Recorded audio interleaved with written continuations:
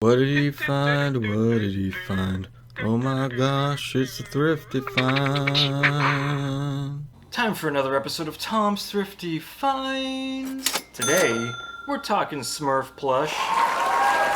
Look at this guy. I found him on the side of the road in a cardboard box in front of somebody's house. And you know what that means? It was free! So pretty cool. It's got a little tag on here. It was made in 1981. It's a football Smurf. It was made by Wallace Berry & Co. So yeah, look it out. Look it out. Look it out. It's a little football Smurf. He's got a little football shirt on. He even got a football helmet there. It says Smurf on it. Can you believe that? Football comes off. Fortunately, the football is kind of ripped, but probably sew that back together if I wanted to. And on the back, we got a little Smurf with number 10. He's got his little feet going around. I lost the football. Whoa, touchdown, you know what I'm saying? I thought it would give me a good opportunity to talk about the Smurfs. So let's get right into it, shall we? It all started with a nice fellow by the name of Pierre Culliford, who lived from 1928 to 1992. But most of you might know him by his pen name, Peyo, which apparently is based off the mispronunciation of his name by a cousin. So, interesting little fun fact there. The Smurfs first appeared in a comic strip he created called Johann and Pewitt. Pewitt? Not sure the pronunciation there. In 1958. A little fun fact, Smurfs is apparently a made-up name Peyo created when he couldn't think of the word for salt. So he come up with this word, Le Schrumpf. One of my favorite things about Smurfs is how their use of Smurf, they're always like, I Smurfing hate that, or something, you know what I'm saying? It's just like, they're always using it like it's a curse word. It's pretty funny.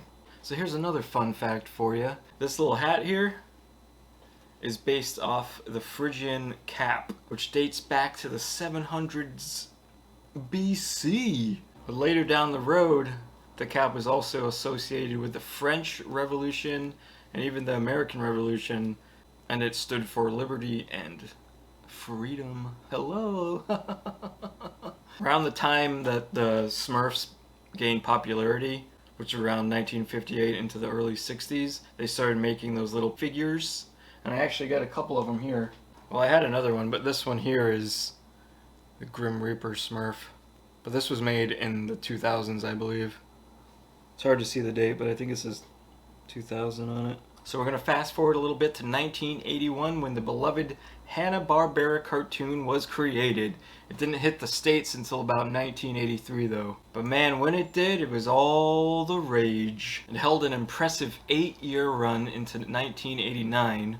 And then once it hit the 90s, it started to fade. Oh, and during the lifetime of the cartoon, Peyo was always there as a story supervisor. According to Peyo, the Smurf characters were inspired by the trolls of Nordic folklore. They also talk of a female forest woman called Huldra, who was a dangerous seductress who lures men into the forest and sucks the life out of them. In fact, apparently when Peyo described the behavior of Smurfette, who is actually the only female Smurf, he said, "She's seductive, uses trickery rather than force to get results." So we go into the future a little bit to 2008.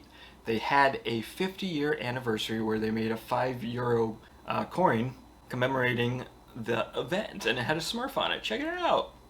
And at this point in time, merchandise had already rolled in about $5 billion. Like, they were doing pretty good. And then this happened. 2011. They decided to make a movie. But we don't have to get into that. So like I was saying earlier, this plush was made by Wallace and Berry Co.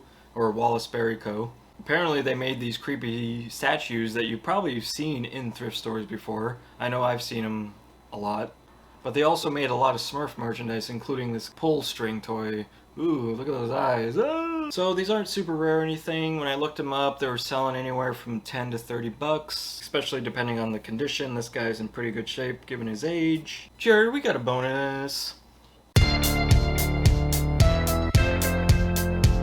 Check it out, I got this little Ewok bobblehead.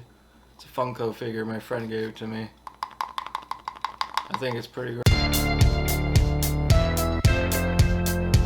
So yeah, that's it. Thanks for watching, everybody. If you enjoyed this, you can check out my other backlog of thrift find history, educational, fun videos. I also do another thing on where I look at people's thrift store hauls on Reddit and react to them. That's fun. People like that. So yeah, again, I think it's time to burn this thing.